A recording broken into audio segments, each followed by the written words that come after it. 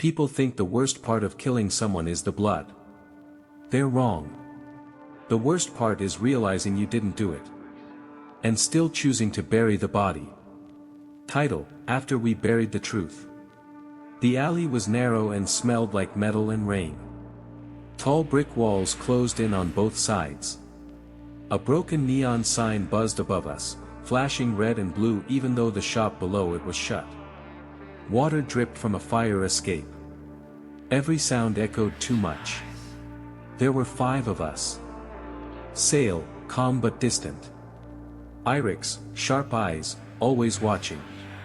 Vano, loud, nervous, trying too hard to joke. Keth, strong, quiet, the kind who stepped in first. And me.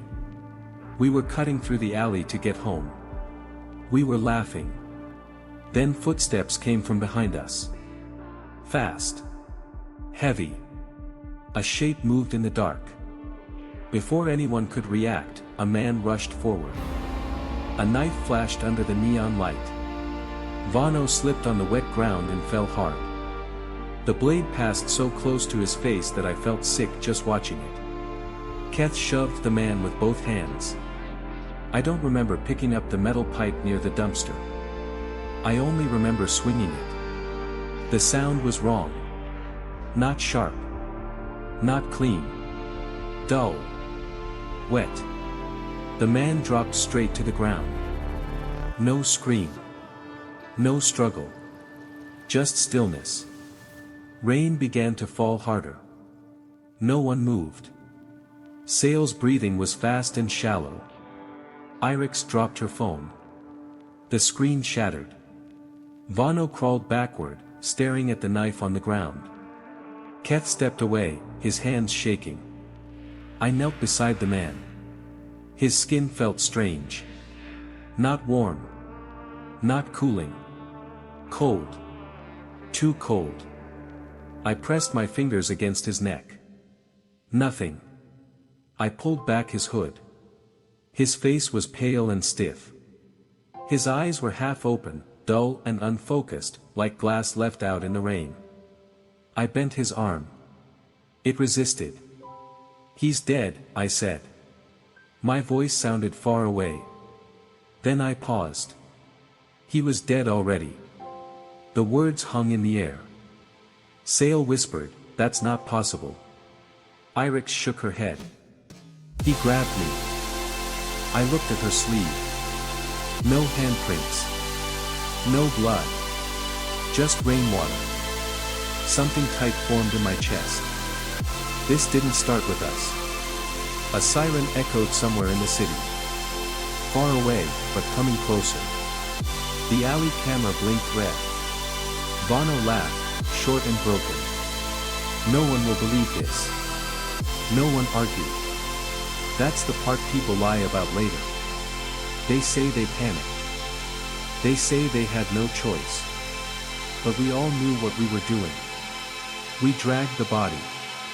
The forest was darker than the city ever was. No streetlights.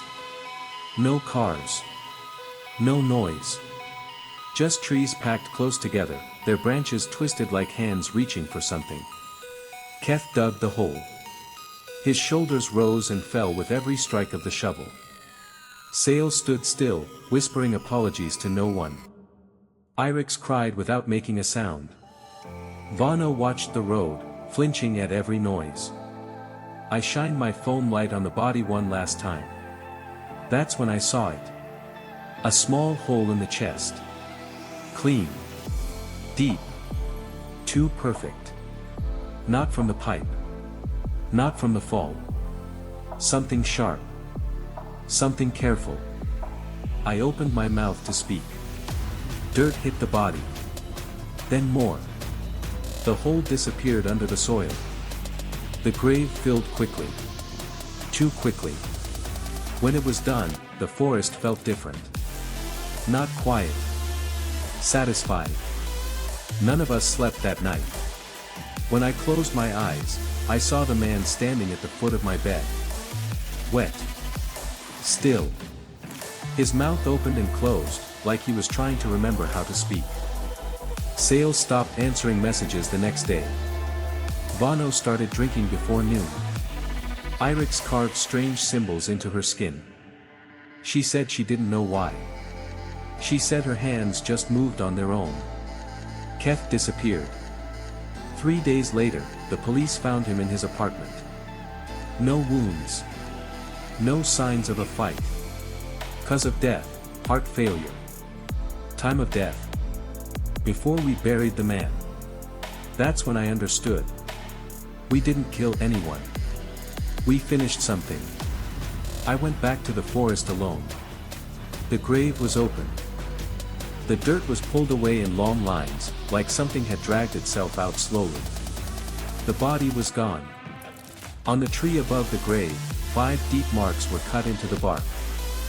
4 were scratched out. 1 was not mine. Behind the tree, carved deeper than the rest, was a symbol. The same one on Iris's arms. The same one from my dreams.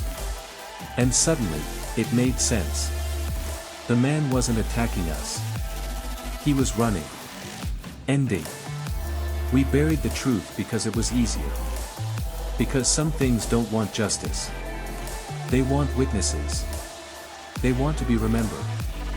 And now, I am the only one left. Who remembers what we helped bring back.